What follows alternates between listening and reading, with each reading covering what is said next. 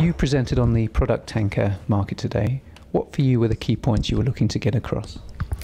I was hoping to demonstrate that the product tanker market has a very positive demand growth prospect, but and the supply side is starting to ease off as we move into 2017. However, the fact that people have been ordering so many crude tankers is going to have a knock-on effect on the product tanker market. So by virtue of ships moving from trading dirty to trading clean, so that's going to burden the supply side even further and perhaps cap the prospects that the sector would have otherwise had. At the heart of your presentation was a SWOT analysis.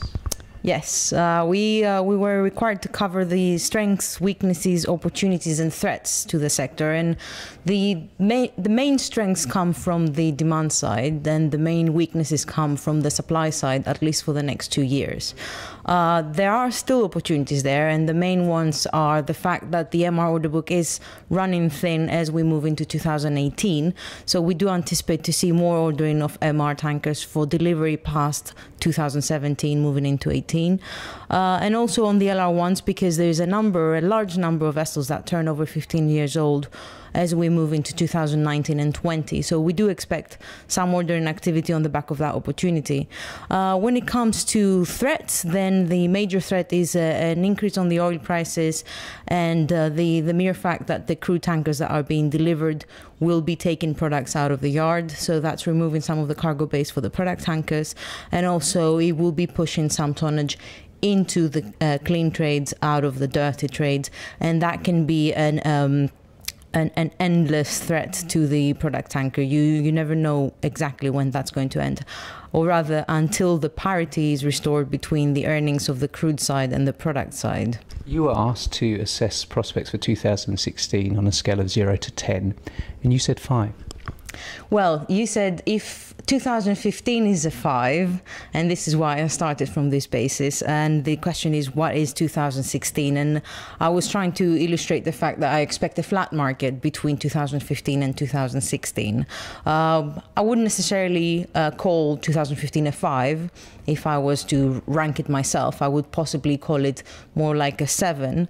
But we have had some very good times during this year on the product market, particularly in Q3, where you could argue that the market was a 9 or so.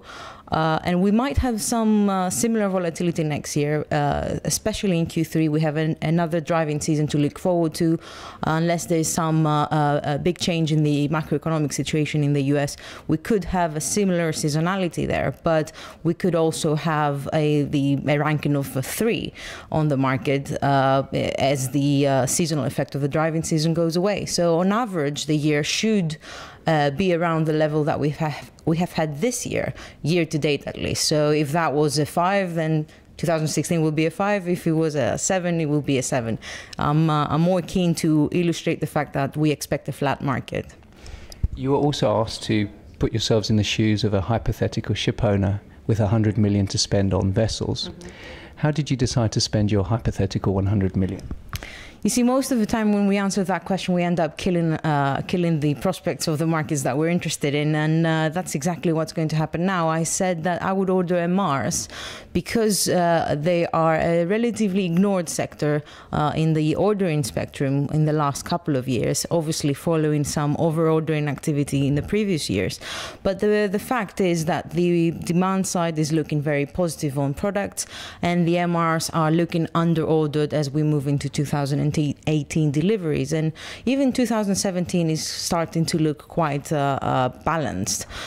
So I believe that more of the ordering activity is going to be concentrating on that sector. And if you're a speculator and you are anticipating asset appreciation, you might be better off ordering an MR today at the current prices rather than wait for the rush of orders to have an impact on prices, and then you can sell out for hopefully a premium. But most of the time when we say things like that, people over-order and sort of reverse the prospects. But ask me again in 2 years.